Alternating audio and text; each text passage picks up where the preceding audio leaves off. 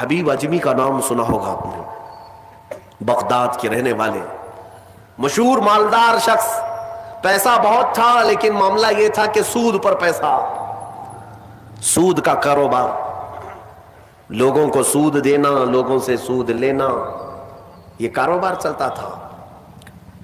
مسلمانوں اگر اپنے معاشرے میں سود کی بلا ہے تو فوراً توبہ کر لو۔ میرے آقا صلی اللہ علیہ وسلم کا فرمان عالی شان ہے، جس نے سود کا ایک لقمہ کھایا وہ گناہ اتنا بڑا ہے کہ جیسے کہ کعبے کے سامنے اس نے اپنی ماں سے زنا کیا۔ یہ بہت خطرناک چیز ہے، لوگ اس کو آج ہلکے میں لیتے ہیں۔ پیسہ ڈبل کرنے والا سسٹم مسلمانوں کو بہت جلدی پسند آتا ہے، کوئی بھی آ جائے کمپنی، چیٹ فنڈ کمپنیاں صرف مسلمانوں کے محلے میں ہی کامیاب ہوتی ہیں، باقی جگہ نہیں۔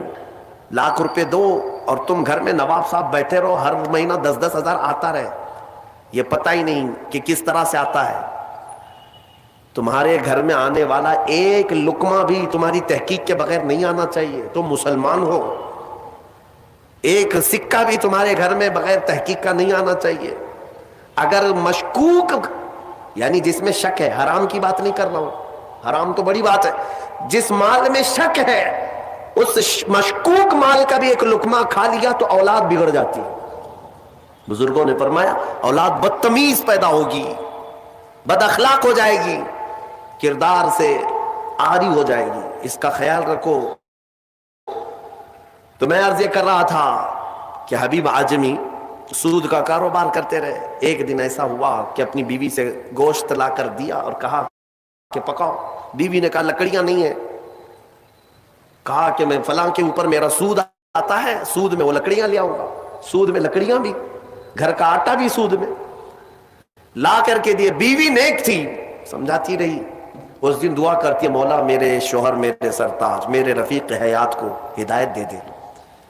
جب چولہے پر یہ ہانڈی رکھی گئی، کھانا پک گیا، یعنی سالن پکا تو اس نے اتارا، حبیب اجمی دسترخوان پر تھا، ہانڈی کھولی گئی تو اس میں پکتا ہوا خون تھا، خون کے علاوہ کچھ نہیں۔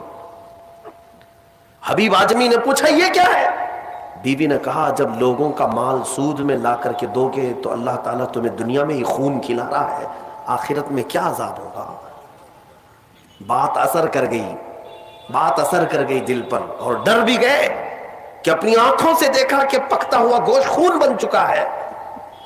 فوراً پورے جسم میں کپ کپی طاری ہو گئی، توبہ کیا، کھڑے ہو گئے۔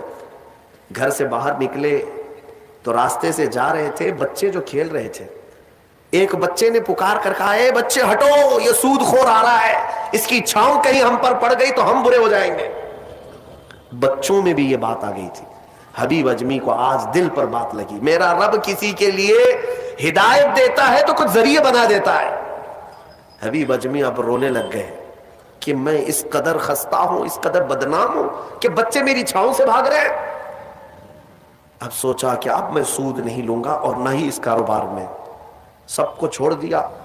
لیکن اب مسئلہ یہ تھا کہ بچپن شروع سے کوئی کام کرنے کی عادت نہیں تھی، پیسہ دینا ہے مارکیٹ میں گھما کر کے بڑا کر کے لانا ہے، کام کرنے کی عادت نہیں تھی، فن نہیں تھا، ہنر معلوم نہیں تھا، اب کمائیں تو کیسے کمائیں۔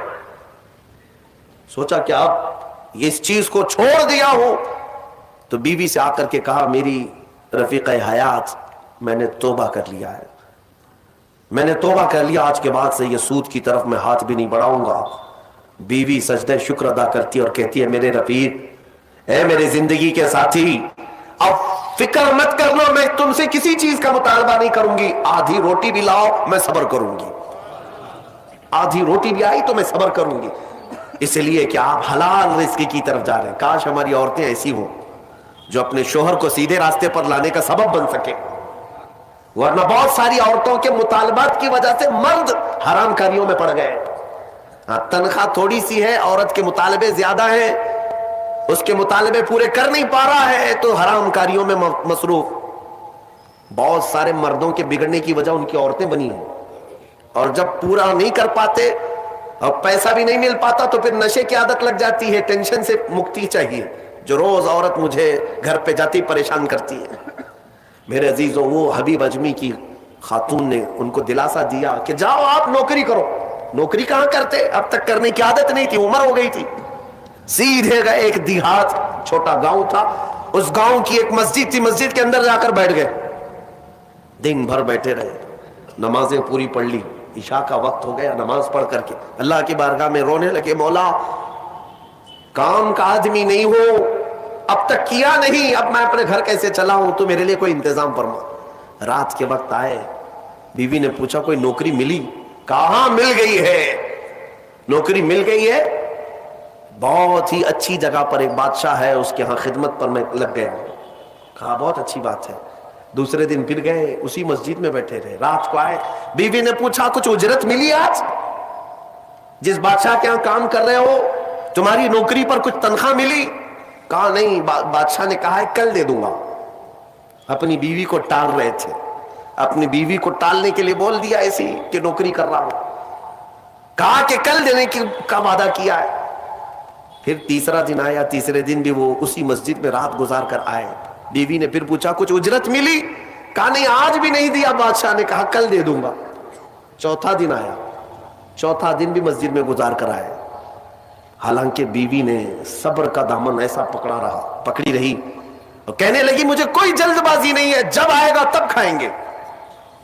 4 دن ہو گئے. آج پھر رات کو بیوی نے پوچھا کچھ تنخواہ ملی؟ گھر کیسے چلے گا, 4 دن سے چولہا نہیں جلا گھر پہ. کہا آج بھی بادشاہ نے نہیں دیا. کہا کل دوں گا. روز کل, روز کل. 5 دن گزر گئے. اس کے بعد وہ 5ویں دن ایسی ان کی کیفیت تھی کہ اب رات جب بہت زیادہ ہو گئی تو گھر کی طرف پلٹ رہے تھے, پاؤں بوجھل ہو گئے. پھر بیوی پوچھے گی آج تنخواہ ملی؟ روز جھوٹ بول رہا ہوں, روز جھوٹ بول رہا ہوں, مجھے کون تنخواہ دے گا؟ آج کیا بولوں اپنی بیوی کو, اپنی شریک حیات کو. جب وہ واپس پلٹے تو آج رات کو اپنے گھر کے باہر ہی دیکھتے ہیں گھر میں خوب اجالا ہے, گھر میں روشنی ہے. گھر کی طرف آگے بڑھتے بڑھتے آئے, میری بیوی سوئی نہیں, انتظار میں ہوگی, پوچھے گی کیا اجرت ملی, تنخواہ ملی. لیکن جیسے ہی گھر کے اندر گئے, بڑا سا دسترخوان بچھا ہے, ہر قسم کے کھانے لگے ہوئے, کھانے لگے ہوئے ہیں. حیرت میں آ گئے, 5 دن کے کمانے کا کوئی ذریعہ نہیں, میری بیوی کے پاس بھی اتنا مال نہیں, یہ کہاں سے آیا دسترخوان؟ بیوی کو جلال میں پوچھنے لگے یہ دسترخوان کہاں سے آیا, یہ کھانا کیسے آیا؟ بیوی کہتی ہے کیا مذاق کرتے ہیں آپ, کیا مذاق کرتے ہیں آپ جس بادشاہ کے ہاں کام کرتے ہیں وہاں کا ایک سپاہی آیا تھا, وہی دسترخوان لے کر آیا اور سارا کھانا اسی نے دیا ہے, اور یہ مجھے کہہ کر گیا ہے اے خاتون تیرا شوہر رات میں آئے تو اسے کہہ دینا یہ تو 5 دن کی اجرت ہے, اور محنت کرے گا اور اجرت دی جائے گی. حبیب اجمی غش کھا کر گر پڑے. بیوی نے اٹھایا, پوچھا کیا بات ہے, کیوں غش کھا کر گر پڑے؟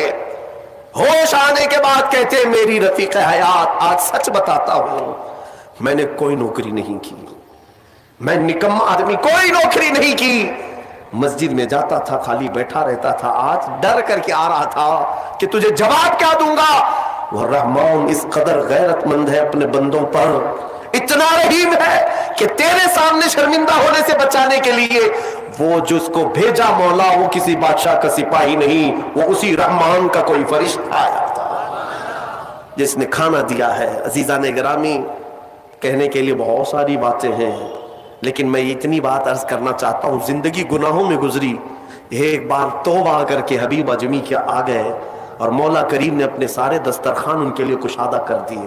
اس کے بعد جانتے ہیں حبیب اجمی اسی دسترخوان سے اٹھ کر کے جو چلے گئے, ایسی عبادات, ایسے مجاہدات کیے, اللہ اکبر, اس مقام عظما پر فائز ہو گئے تھے کہ جس مقام کی غوث اعظم عبد القادر جیلانی بھی تعظیم کیا کرتے تھے رضی اللہ تعالی عنہ. میرے عزیز و حبیب اجمی اللہ کی بارگاہ میں وہ مقبول تھے کہ حضرت فضیل بن عیاض ایک دن ان کے پیچھے مغرب کی نماز پڑھنے کے لیے آئے.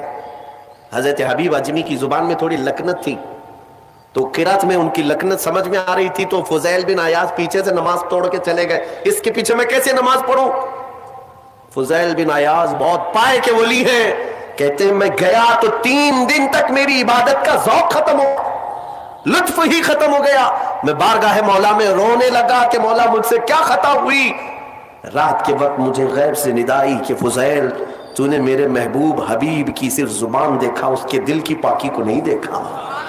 वो अल्लाह की बारगाह का मकबूल है, जब छोड़ देता है पिछली चीजें, वो रहमान इतना महबूब बनाता है, इतना महबूब। मैंने अभी एक चीज पढ़ी थी, बगदाद में एक शख्स था, बड़े पैसे वाला था, बहुत पैसे वाला था, और हर गुनाह आदत थी उसकी। पैसे वालों की अक्सर ये चोंचले होते हैं कि वो सोचते हैं कि अय्याशी में कहाँ कहाँ मैं पैसे लगाऊं। शराब पीता था, खूब ऐश, जुआ में पैसे लगते थे, रोज नई औरतों के साथ उसकी सोहबतें, ये उसका मिजाज था तो मुसलमान, पैसा ज्यादा होने की वजह से एक गलत संगत में गलत आदतों का मालिक। उस शख्स की आदत ये थी कि रोज एक नया गुनाह करता था और डायरी बनाया हुआ था, उसमें सब लिख भी दिया करता था। आज मैंने इतने पैसे का जुआ खेला, आज मैं ये फलां फलां शराब पी है, आज मैंने इन लड़कियों से जिना किया है, आज मैं फलां जगह ये किया, सब जो जो करतूत होते थे सब डायरी में लिखता था। इतनी बड़ी डायरी भी बन गई। एक दिन ऐसा हुआ कि गुजर रहा था बाजार से, एक खातून को देखा जो हसीन थी और मजबूर नजर आ रही थी। उसके पास गया, कहा क्या चीज है? उसने कहा मुझे माल की जरूरत है। उसने कहा चल मेरे घर, मेरी ख्वाहिश पूरी कर, मैं तुझे जितना चाहिए वो दे देता हूं। औरत चली आई साथ में, वो औरत आ गई। जब ये नौजवान जो बगदाद का बड़ा पैसे वाला मालदार रात के वक्त अपने बिस्तर पर आया और उस खातून को कहा कि आजा हम दोनों तन्हा हैं, वो औरत रात के वक्त सो तो गई लेकिन उसका पूरा जिस्म पीला पड़ गया, उसका चेहरा पीला और हाथ पैर कांपने लग गए। ये नौजवान उठकर खड़ा हुआ, कहा कि डर रही है तू किसी बात से? तेरे जिस्म की ये जर्दी किस बात की? वो खातून कहती है नहीं नहीं नहीं कोई बात नहीं। फिर उसने कहा डर मत, इस महल में कोई नहीं आएगा मेरी इजाजत के बगैर, ये सब पूरी मेरी प्रॉपर्टी है, ये मेरी शहंशाहियत है यहाँ पर। उस खातून ने कहा हाँ ये तो मैं देख रही हूं, लेकिन मुझे डर इस बात का है कि वो रहमान मुझे देख रहा है, उसके सामने मैं कैसे नंगी हो जाऊं? मैंने आज तक ये गुनाह नहीं किए, मैं पेशावर औरत नहीं हूं। वो कहती है मैं एक बेवा औरत हूं, मेरे 3 बच्चे हैं, 4 दिन से भूखे हैं, मैं रोज उन्हें तसल्ली देती हूं कि मुझे बाजार में कुछ काम मिल गया तो मैं उजरत ला करके तुम्हें खिला दूंगी, मुझे कोई नौकरी नहीं देता, और आज मैं मजबूरन बाजार में खड़ी थी, तू मुझे मिल गया।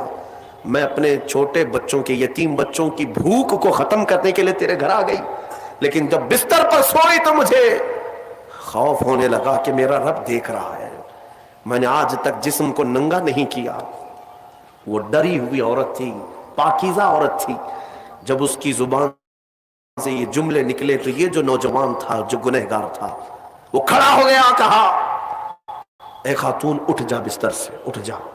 और उसके बाद कहता है देख मैं तुझे बताऊं मेरे पास क्या क्या है। उस जमाने की जो सवारियां थी, घड़ियां थी, सब मेरे पास, बड़ा बंगला, बड़ी जायदादें, हर तरह के खाने, सोने चांदी जेवरात सब मेरे पास। मौला ने मुझे बहुत कुछ दिया, लेकिन आज तूने मुझे दिल दिया, आज तूने मेरे दिल को झिझोड़ा। मेरे पास इतनी नियामतें होने के बावजूद मैं अब तक डरा नहीं अल्लाह से, और तेरे घर में खाने को एक लुकमा भी नहीं, फिर भी तू अल्लाह से डर रही है। मजबूर होने के बावजूद तू डर रही है अल्लाह से। उस खातून ने कहा कि ए नौजवान, मजबूर हो, अमीर हो या गरीब हो, सबका बादशाह वही है, हिसाब सबसे बराबर लेगा। उस खातून को बहुत सारे पैसे देकर के उस नौजवान ने रुखसत किया और कहा जा तेरे बच्चों को खिला, आज के बाद कभी बाजार में भीख मत मांगना, और मैं समझता हूं मेरे गुनाहों का कफारा है कि मैं तेरी मदद कर दिया, तू बाहर ना आ। और उस खातून को भेज दिया। आज उसको एहसास हुआ अब तक कैसी जिंदगी गुजारता रहा, उस औरत ने मुझे झिंझोड़ दिया है, झिंझोड़ दिया है। रात को मुसल्ला बिछाया और अल्लाह की बारगाह में खड़े होकर कहने लगा मौला बहुत गुनाह कर चुका हूं, बहुत गुनाह कर चुका हूं, पूरा जिस्म दागदार है, क्या मुझ जैसा आदमी बख्शे जाने के काबिल है? क्या मुझ जैसा आदमी माफ किए जाने के काबिल है? रोया जा रहा था और उसके बाद वो सर उठाकर कहता है ऐ रब, मैंने इतने गुनाह किए कि लिखते लिखते मेरी डायरी भर गई है, बुक भर गई है। फिर तेरे पास जो फरिश्ते हैं नामा अमाल लिखने वाले, उन्होंने कितने اور اس کے بعد ہاتھ جوڑ کر کہتا ہے رحمان اب تیرے دربار میں اتنی بات عرض کرتا ہوں، اگر میں بخشے جانے کے قابل ہوں تو مجھے معاف کر، یا تو پھر آسمان سے آگ بھیج کر کے مجھے ہلاک کر دے، مجھے ختم کر دے مولا، میں بہت داغدار ہوں، بہت داغ دھبے لگا دیے۔ وہ روتے روتے روتے تھک گیا اور اس کے بعد اٹھتا ہے، توجہ، گھر کے اندر جا کر آج سچی توبہ کیا تھا، ڈائری وہ پھاڑنے کے لیے گیا جس میں روز گناہ لکھتا تھا، جو پچھلے سارے تھے ریکارڈ، کہتا ہے پھاڑ کر کے ختم کر دوں گا، آج کے بعد نشان بھی نہیں رکھنا ہے۔ جب وہ اپنے کمرے میں آیا، اس ڈائری کو اٹھایا جو برسوں سے لکھ رہا تھا، وہ حیرت سے ڈوب گیا اس بات پر کہ جب وہ ڈائری اٹھایا تو دیکھتا ہے پورے اوراق سفید ہے، لکھا کچھ نہیں، ایک حرف بھی لکھا ہوا نہیں ہے۔ ورق پلٹتا گیا، پلٹتا گیا، پلٹتا گیا، کچھ نہیں ہے۔ وہ ادھر ادھر دیکھنے لگا، اس میری ڈائری سے مٹایا کس نے، میرے سارے ریکارڈ کس نے مٹایا؟ اس کے جسم پر کپ کپی تاری تھی، راشا تاری تھا، رات کا وقت تھا، غیب سے ندائی، اے بندے، جب کوئی پوری دنیا کو میرے لیے ترک کرتا ہے تو میں اس کے گناہوں کو بھی مٹا دیا کرتا ہوں۔ جب زندگی میں لکھی ہوئی ڈائریاں مٹ جاتی ہیں تو میرے مولا کو یہ اعمال نامے سے مٹانے میں دیر نہیں لگے گی۔ یمحو اللہ ما یشاء، اللہ جس سے چاہتا ہے وہ ساری چیزیں مٹا دیتا ہے۔